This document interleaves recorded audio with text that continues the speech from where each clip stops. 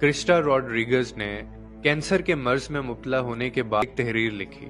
یہ تحریر آپ کو سوچنے پر مجبور اور حیران کر دے گی اور بہت سارے راز کھول دے گی آپ کے سامنے۔ میں نے بھی جب اس تحریر کو پڑھا تو میں بھی حیران رہ گیا۔ کرسٹا روڈریگز نے لکھا کہ میرے گیراج کے اندر دنیا کی سب سے مہنگی ترین اور برانڈڈ کار موجود ہے، لیکن میں اس پہ سفر نہیں کر سکتی کیونکہ اب میں ویل چیئر کے اوپر ہوں۔ پھر وہ آگے کہتی ہیں کہ میرا گھر شاید دنیا کے قیمتی ترین گھروں میں آتا ہے، جس کے اندر ڈیزائنز، کپڑے، جوتے، ہر طرح کی فیسلٹی موجود ہے، لیکن اب میں ہاسپٹل کے فراہم کردہ سوٹ کے اندر ہوں۔ پھر وہ کہتی ہیں کہ میرے بینک کے اندر اچھی خاصی رقم بھی موجود ہے، لیکن اب اس رقم سے مجھے کوئی خاص فائدہ نہیں ہو رہا۔ پھر وہ کہتی ہیں کہ میرا گھر ایک محل کی طرح ہے، لیکن میں ہاسپٹل کے اندر ڈبل سائز کے بیڈ کے اوپر پڑی رہتی ہوں۔ اور پھر وہ کہتی ہیں آگے کہ میں ایک 5 سٹار ہوٹل سے دوسرے 5 سٹار ہوٹل میں جا سکتی ہوں، لیکن اب میں ہاسپٹل میں ایک لیب سے دوسرے لیب میں سفر کرتی رہتی ہوں۔ میں نے سینکڑوں لوگوں کو آٹوگراف دیا ہے، لیکن آج ڈاکٹر کا ایک نوٹ میرا آٹوگراف بن کے رہ گیا ہے۔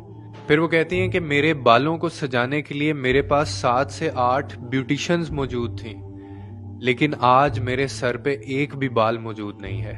اپنے پرسنل جیٹ کے اندر میں جہاں چاہوں وہاں سفر کر سکتی ہوں، لیکن اب ہاسپٹل سے اس کے کوریڈور جانے تک مجھے 2 افراد کی مدد لینی پڑتی ہے۔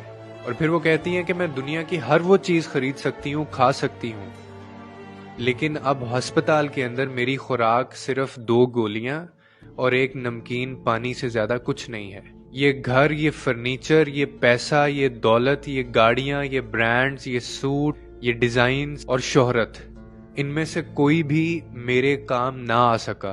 اسی لیے بہت سارے لوگوں کی زندگی میں راحت اور ان کے چہروں پر مسکراہٹ بکھیرنا ہی اصل زندگی ہے۔ اور بے شک آپ کی زندگی میں جتنی مرضی آسائشیں اور جتنا مرضی کچھ آ جائے، لیکن اگر وہ آپ کے نصیب میں نہیں ہے، اللہ نے آپ کے نصیب میں نہیں لکھا، وہ آپ کو نہیں مل سکتا، آپ کا ہو کر بھی آپ کو نہیں ملے گا۔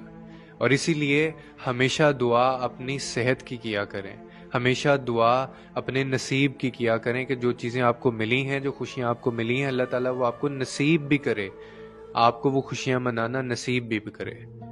آپ کو یاد ہوگا کہ پرانے زمانے میں سب سے بڑی دعا یہی دی جاتی تھی کہ اگر ہمیں خوشی کوئی بھی ملتی تھی تو ہمیں کہا جاتا تھا کہ اللہ تعالیٰ یہ خوشی تمہارے نصیب میں کرے۔